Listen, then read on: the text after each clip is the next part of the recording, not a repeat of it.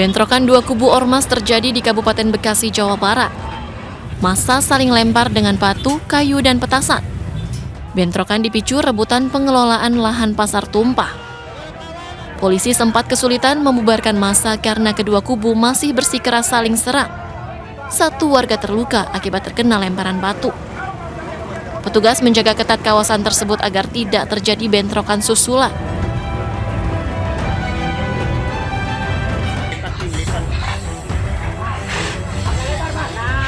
Kebakaran melanda sebuah rumah di Jalan Cipinang Muara Jatinegara, Jakarta Timur.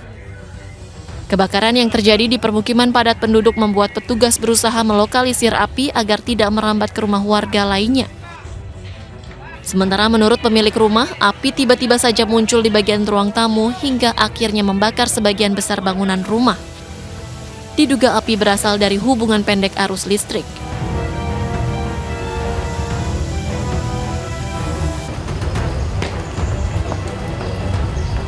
Polisi menggeledah kantor BPN Kota Jakarta Selatan di Jagakarsa terkait kasus mafia tanah usai 4 pejabat BPN di Jakarta dan Bekasi ditangkap Polda Metro Jaya. Penggeledahan dilakukan di sejumlah ruang kerja untuk mencari dokumen-dokumen sebagai barang bukti dalam kasus mafia tanah yang melibatkan 4 pejabat BPN Jakarta dan Bekasi yang telah ditangkap. Kasus mafia tanah ini mempunyai modus beragam mulai dari memalsukan sertifikat hingga membobol akun yang sebenarnya tak bisa sembarang diakses. Tim Liputan iNews melaporkan. Ya, pemirsa dan Syafa, ini memang bentrok ormas sering sekali terjadi ya, jika tidak berebut lahan, kemudian rebutan lahan parkir, dan juga mungkin berebutan pungli ya. Ya, padahal semestinya kehadiran ormas ini bertujuan untuk memberikan masyarakat kenyamanan atau manfaat untuk masyarakat, bukannya malah menimbulkan keresahan bagi masyarakat ya. Ya, pemirsa, kita ke informasi selanjutnya. Presiden Joko Widodo melantik ratusan perwira TNI dan Polri di Istana Merdeka Jakarta Kamis pagi. Presiden berpesan kepada perwira baru TNI Polri agar menjaga integritas dan loyalitas. Ratusan perwira TNI dan Polri ini merupakan lulusan Akademi Militer dan Akademi Kepolisian lulusan tahun 2022. Presiden Jokowi mengambil sumpah ratusan perwira sebagai tanda pelantikan. Jokowi juga menyematkan penghargaan kepada lulusan terbaik dari setiap akademi. Anugerah Adi Makayasa diberikan kepada 4 perwira TNI dan Polri yang berprestasi. Dalam pidatonya, Jokowi juga memberikan pesan khusus kepada ratusan perwira. Presiden berpesan agar perwira baru menunjukkan prestasi sebagai satria dan menunjukkan integritas dan loyalitas kepada masyarakat dan bangsa. Saudara harus cakap memahami masa depan, memahami strategi pertahanan masa depan, menghadapi tantangan masa depan, menguasai teknologi masa depan, pandai dan berketerampilan sesuai dengan kebutuhan masa depan. Saatnya saudara untuk menunjukkan prestasi sebagai kesatria yang tangguh. Tunjukkan integritas dan loyalitas saudara kepada masyarakat, bangsa, dan negara. Tunjukkan kecerdasan dan ketangkasan saudara-saudara untuk menghadapi masa depan. Tunjukkan kemampuan saudara-saudara untuk selalu berhasil menjaga.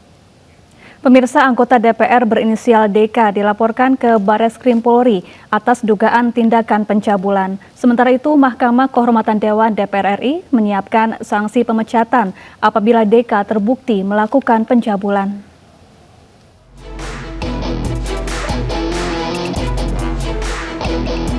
Bareskrim Polri memanggil anggota DPR inisial DK yang dilaporkan karena kasus pencabulan.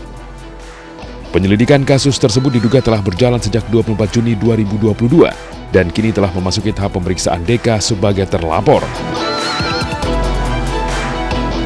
Kepala Bagian Penerangan Umum Polri mengatakan status DK saat ini masih sebagai saksi.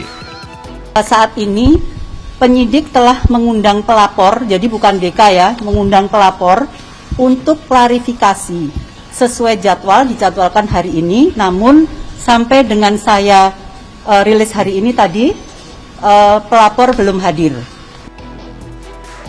Dalam keterangan sementara, DK diduga melakukan pencabulan di 3 lokasi, yaitu Jakarta, Semarang, dan Lamongan. DK diduga melanggar pasal 289 KUHP tentang tindak pidana pencabulan. Sementara itu, Mahkamah Kehormatan Dewan DPR RI siapkan sanksi pemecatan terhadap DK apabila terbukti melakukan pencabulan. Saat ini MKD akan melakukan pengecekan secara formil terkait aduan tersebut. Kasus perbuatan cabul yang menodai kehormatan anggota DPR bukan pertama kalinya terjadi. Anggota DPR dari Partai Amanat Nasional pernah dilaporkan terkait kasus dugaan pencabulan. Sementara anggota DPR dari PDIP juga pernah menghebohkan publik karena ketahuan nonton video porno.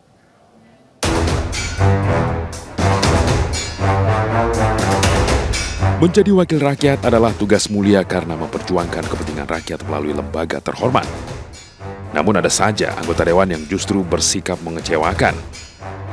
November 2021, anggota DPR periode 2019-2024 dari Partai Amanat Nasional berinisial MM juga pernah dilaporkan ke Mahkamah Kehormatan Dewan atas dugaan pencabulan anak di bawah umur.